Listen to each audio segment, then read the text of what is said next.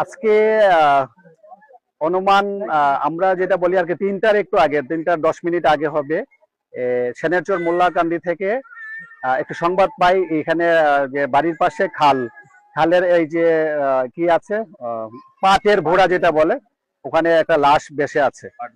তো তাৎক্ষণিকভাবে আমি সংবাদপ্রাপ্ত হয়ে আমাদের থানার যে অফিসার ফোর্স আছে ওনাদেরকে নিয়ে দ্রুত আমি ঘটনাস্থলে আসছি।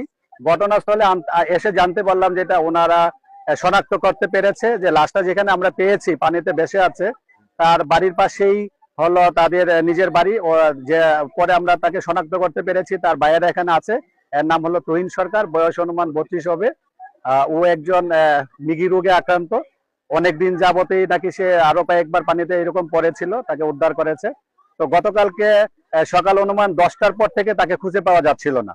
তো আজকে এই যে 2টা 50 মিনিটের সময় অনুমান তারা এখানে এসে লাশটা দেখতে পেয়ে আমাদেরকে সংবাদ দেয়। আমরা এখানে আসছি, এসে লাশটাকে আমরা পানি থেকে উঠাইছি, উঠাইয়া যে আইনগত প্রক্রিয়া যা যা করার আমরা করব। তবে আমরা লাশে শনাক্ত করতে পেরেছি এবং পরবর্তী আইনগত ব্যবস্থা প্রক্রিয়া দিন।